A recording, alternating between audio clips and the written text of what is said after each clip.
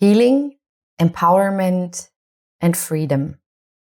Join me and beautiful Shabnam Ananda, inspiring human and yoga teacher, as we dive deep in this conscious conversation. How cultivating courage will help you heal yourself and ultimately heal the world. Aloha everyone, and welcome to your podcast for joyful serenity. My name is Pia, and I am grateful to be a part of your journey in becoming. Aloha everyone, and a very warm welcome to this episode of Aloha allerseits. Aloha everyone, and I'm super excited, very, very honored and happy to have a very special guest with me today. Is it your first time on a podcast actually? Actually, no. I think it's my second time. Okay, so it's not her first, but it's my first with her. And it's a very, very special one because the way we met each other is just the way the universe works and how it puts people together. Not by accident, but like just the way it should be, right? People fall into each other's lives and then they're there and create energy. And this is what I felt when I first met you. We met on Instagram, actually. We did. We actually did. Connected us together. And she told me, hey, you both have a great energy and like the same vibe. And you should really, I don't know what, but you should do something together. And then I started following you and I saw what you were posting. And one day I was just like, I need to talk to this woman.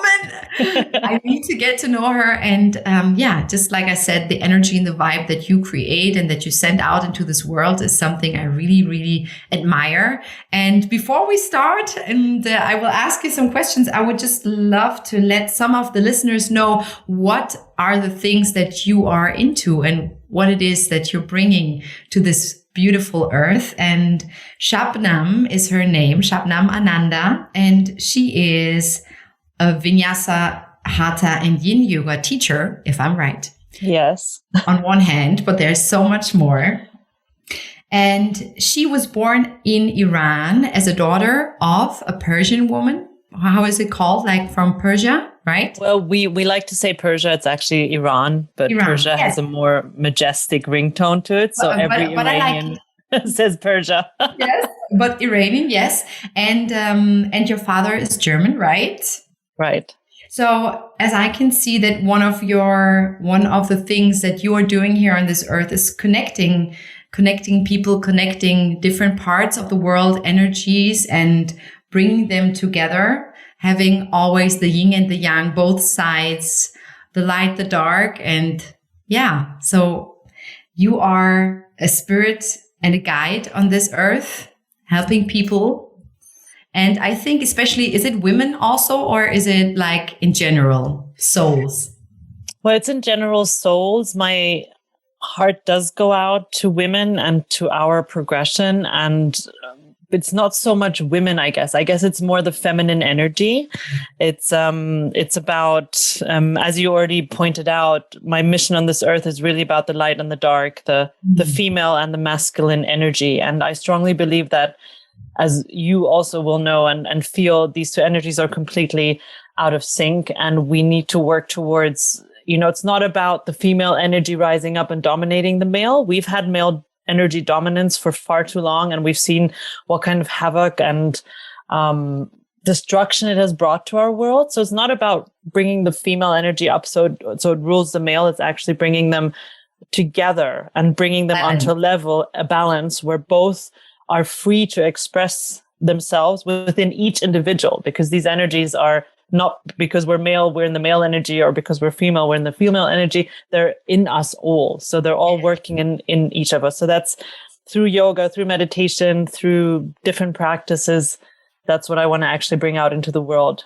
So it's men and women, but probably the female energy more.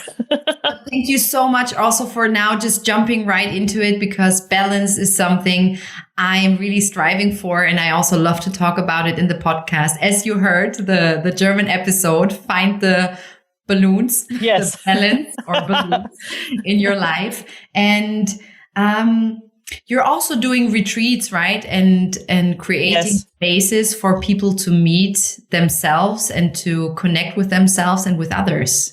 Yes, absolutely. That's actually one of my most favorite ways of working. I do teach yoga classes as well, but in a retreat setting, I usually take people on sort of a 5-day journey.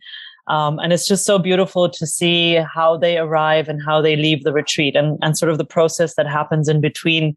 Because so often people will come and you'll see they're actually wearing their masks. We all have these roles that we have to fulfill in our lives, mother, daughter, wife, friend, worker, sporty person, whatever. We have all these things that we do and these roles that we fill, which is completely natural and normal. But you really see that in people's faces. And then they come to the retreat and they're allowed to just let all of that go. And they're just allowed to arrive within themselves and be present with themselves. And I get goosebumps because I say this, because I think this is such a big part of the healing of our world, to allow ourselves to be who we are. And to see that transformation just within 5 days is just so beautiful. And when they leave, their faces have softened, and you literally see how a weight has lifted off of them. And I love creating the space where people can just come and be whoever they are in that moment, with whatever there is at that moment, and not be judged and not be asked to do anything or be somebody else. And I think that's probably my most favorite way of working, creating these kind of spaces. It speaks to my soul. I love it so much. Yes. And to have fun. Very important as well. Laughter is very important. Truth. Absolutely. Healing yes. Power, healing superpower of fun and laughter. Yes. Yes, definitely. And I also did 2 retreats. The third one, Cape Town, has not happened yet because of, the whole situation. But let's see whatever comes. I would love to do something with you. Maybe we can do something together. But I would love that. But that's just like, these spontaneous things just come into my mind. Okay.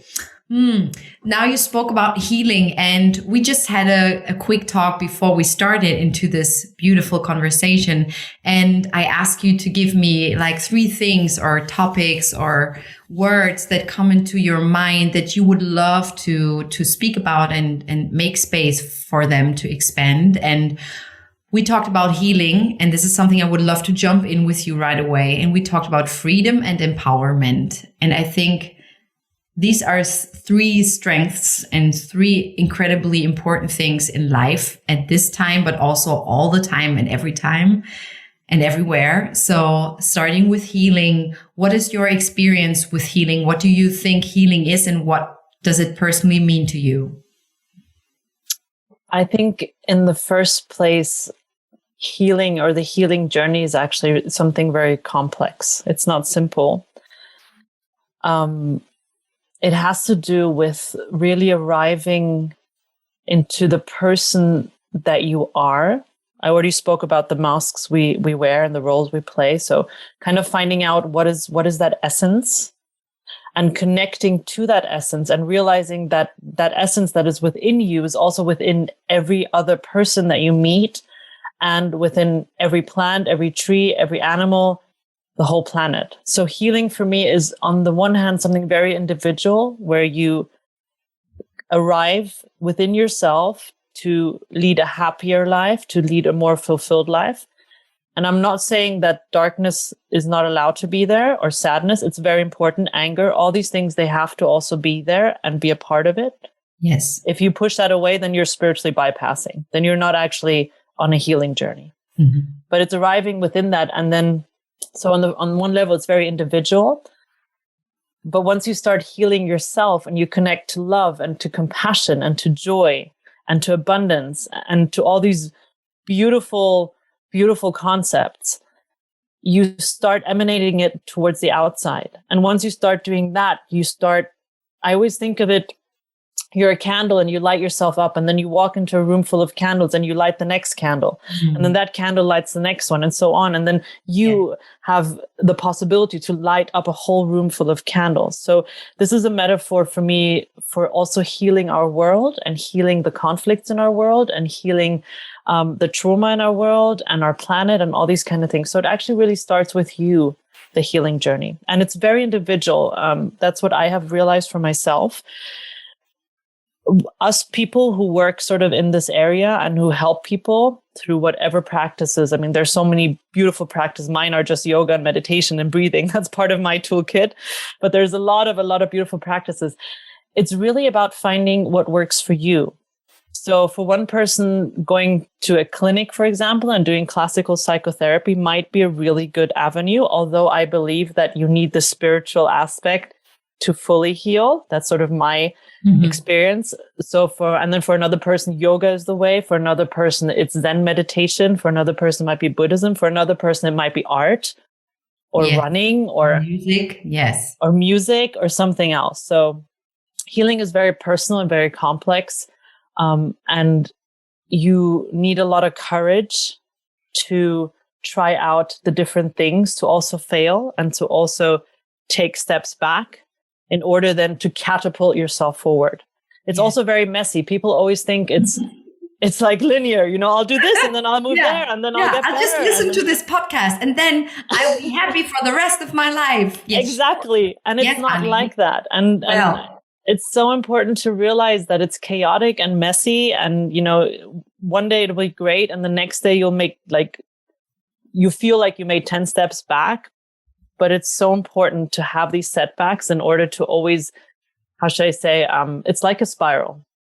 So the situations in your life, they will always come back to you. The situations that trigger you, your trauma, your pain, it will always kind of come back and test you. And it's up to you to have made a progress and to change your perspective and to view it in a different way and to handle it in a different way. So that's my experience. So beautiful. Yes, beautifully said. Thank you so much for sharing. And it's the same for me. I absolutely agree. It's the me candle first. And with this one light lit up, we can go into a room and just spread it all. And they go out and spread it all. And so we can all rise with our consciousness and our light and everything we bring to the table to heal the world. Actually, that's what it is, right? Yeah. Yes. And when you talk about healing, would you like to share a little bit? I know you've been on quite a journey yourself, and I think that would be super helpful and supportive for the community just to hear maybe a little bit of your path and how you started healing. So this is probably the first time I'm going to openly speak about it in public. It's something I've been wanting to do. So this is a perfect space for me right now to start this conversation. I've been thinking about this for the past year, actually. I've been a sufferer from depression from very early age on. And I would also say that I have some issues with borderline personality disorder. Although I don't like these terms because these labels kind of put you into boxes and don't allow for sort of an individuality in your journey. They might be kind of nice to understand what you might be dealing with, but they're also a way of othering people, of making them into something different, of making them into something that's not quite normal. Yeah. This is something that I've been trying to heal for myself for these past years, is to understand that we are all beautiful and we are all really okay the way we are with whatever we're dealing with. That's been one part of it. And so just to go back a little bit, so all these years of dealing with depression actually came from the point that I was mentioning before, that I wasn't connected to my essence and I wasn't actually doing what my heart wanted me to do in life. So I was always going a different way. Social expectations from parents, go work in the corporate world, get a university education, earn a lot of money, marry a doctor, have lots of kids. The classical, Exactly. And so many, many years I was working against my heart, and it finally led to a massive burnout in 2014. Really, really bad. So I used to have depression that I could deal with, but this one was an entirely different story. And I said, okay, you know what? I got to change my life. I really have to change everything. And that kind of set me off on this healing journey that's been going on for 7 years now. And this is what I mean. It's you got to have the courage to keep going, and keep doing it, because you will have setbacks and you will fall into old patterns, and it's going to be hard. But I'm also so much more confident now. Mm-hmm. I'm so much happier. I'm more fulfilled. I still have my issues, of course, but it's a whole different way of looking at them, of functioning. So I started this journey. I actually went into therapy, which I was talking about before. So this was actually the start to just kind of be able to look at the past and what was going on. And I did a very intensive therapy for about 3 months. Mm-hmm. And then I said, okay, that's it. Now I've looked at my past, but let's start understanding to live in the present, and let's start understanding to build a new future. And a year after my burnout, I had my first yoga teacher training in India. So I went to an ashram. That was another amazing healing journey. Oh my God. I believe, yes. That was insane. That was a whole different ball game. And that kind of kicked off my whole, how should I say, my whole yoga lifestyle, don't know, teaching, mission in this world. And it's actually been a big, big part of that journey of mine, of that healing journey of mine, So, I mean, there's obviously a lot more to it. Yes. But it's just a very, very... Thank you so much, really, for opening up. And honestly, thank you, really, from the bottom of my heart, just being here and taking this place to share this story. And I know, like 150%, that there are so many souls out there who really need the vulnerability and the openness and the open-heartedness from everyone who is at that stage of consciousness in their lives, to just open up and share. Because we know, right? Sharing is caring and is just supportive and will help so many. I know that this episode will help so many beautiful souls just open up maybe a little bit more to their own heart space, and maybe see that, oh, okay, yeah, I am here, and I am now, and I'm okay, and I have my past, and maybe also inspire them, which I know it will, to live in the present and create the future, what you just so beautifully said. It's really about having that courage. It's about cultivating courage, because a year ago, I had a very bad back injury, and I had to stop everything. I had to stop teaching, and kind of that's when my healing journey deepened a whole lot more, because it really asked me to really go deep and to be like, okay, you've been healing for like 5 years now, 6 years now, but can you go a level deeper and really get to that root and really make that long-lasting fundamental change that you need to kind of make the next steps in this life to become who you're supposed to be and to fulfill the mission that you're here on this earth to do. And it's really about cultivating courage, I think, healing, a lot of it. Such a beautiful phrase. I will write it down. Cultivating courage. So much. Yes, absolutely. And also for me personally, it's always trust. It's trust in yourself. It's trust in the universe, in energy, in all that is and all that was and all that will be. So it's called intuition, right? So we believe and we trust without having a, what's the word for it in English? Beweis, without... Yeah. Hold on, wait. Okay. Beweis, without proof. Yes. So, yes, there it is. So just trusting and being intuitive is trusting without proof. So you have no idea how it works, but you are sure that it will work out in the end. And just this trust and always reconnecting, right? Yes. So cultivating courage and also cultivating trust and practicing trust. Yes, I think you mentioned two very essential points as well, is to have that blind faith, that what you just said, to trust the process, to do your steps, but to trust that these steps will eventually get you to where you want to be. I think is super, super important. And then I just lost the red thread, because the second thing you said was also very essential. It's actually skipped my mind. Yeah, it jumped out. It will jump back in, I'm pretty sure. So yes, it's cultivating trust. It's cultivating courage. It is. Yes. It's practice. Practice. That was the thing. Yes, it's keeping on practicing and having faith that your practice or whatever tools you found for yourself will work, and that they do keep working. And I've experienced that. Sometimes life is that way, and my yoga practice, I kind of stop and I do something else, or I neglect it, and I immediately notice a change in how I feel and in my stability and in my balance. It's very interesting. And then when I start again, I notice I'm like, oh yeah, I missed you. Now Oh yes. Where were you? Now Where I know why I practice.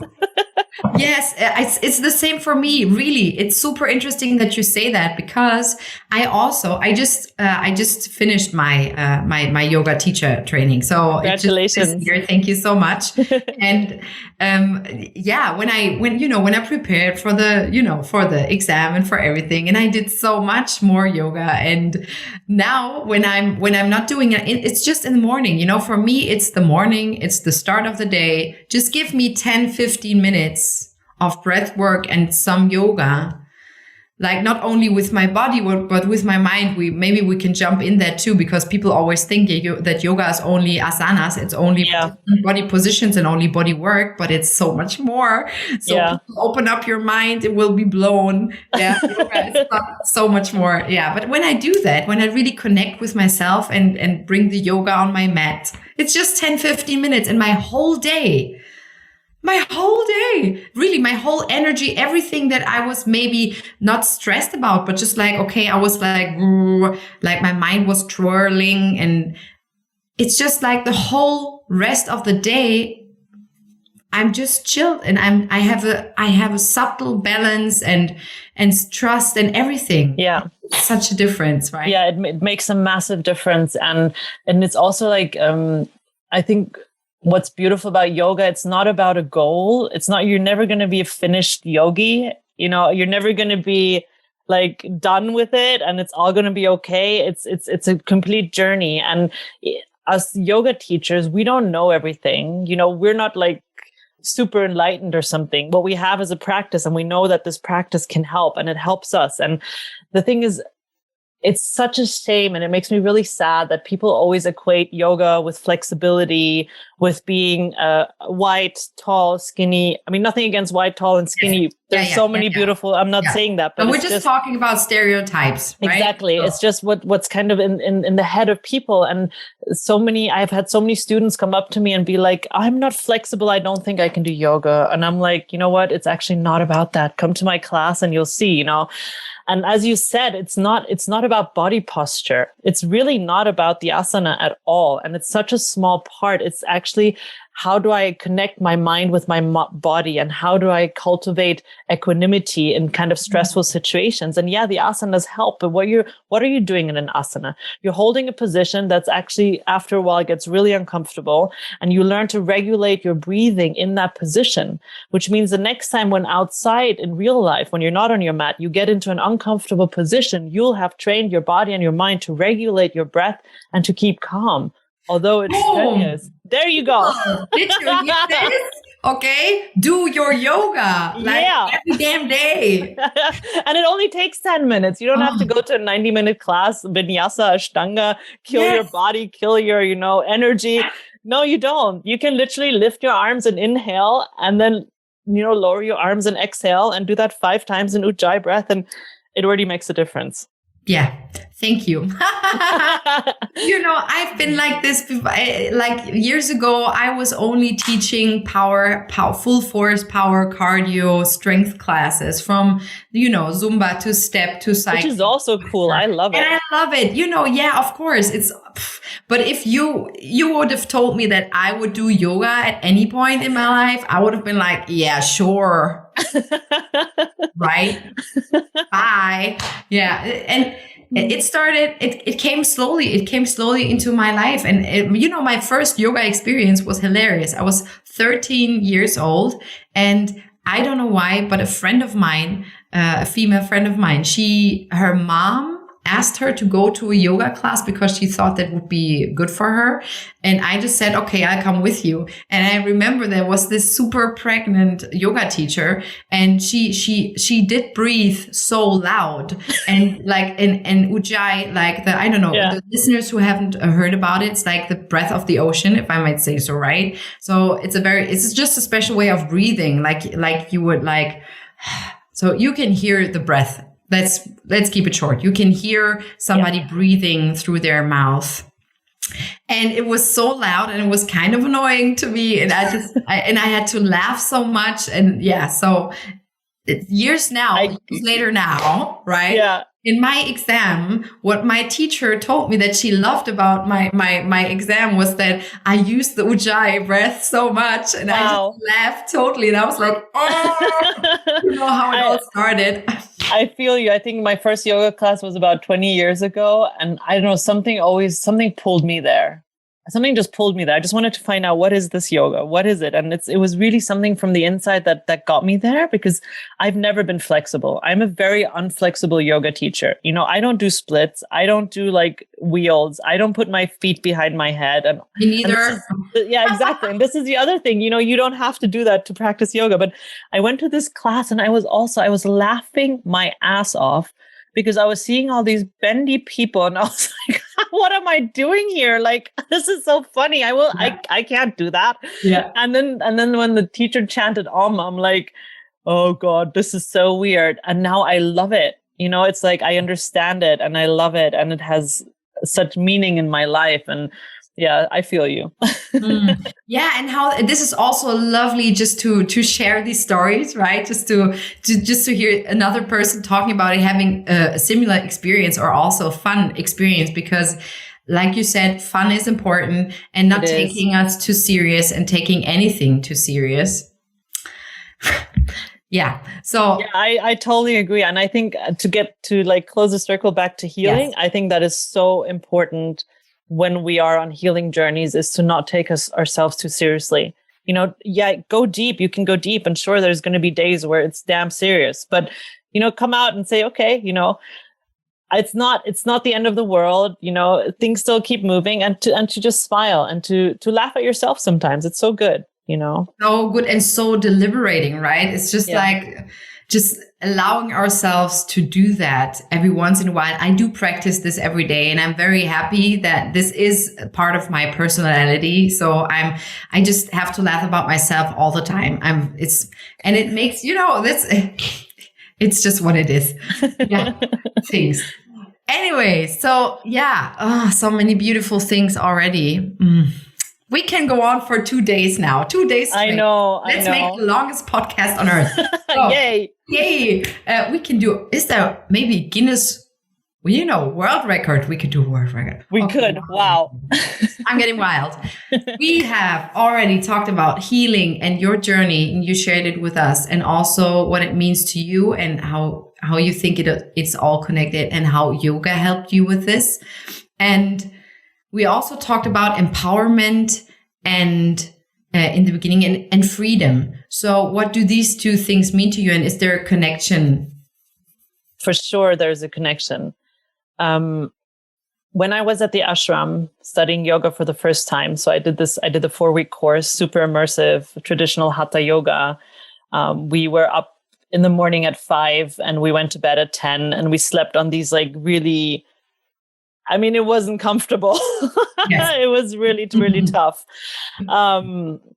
And I came across a book, a commentary on the Yoga Sutras by Patanjali. And for those people who don't know, the Yoga Sutras are sort of a seminal text in yoga that were apparently written by a guy or a woman or a group of people called Patanjali. Because before that, so before 2,000 years ago, yoga is much older. It's 5,000 or 6,000 years ago.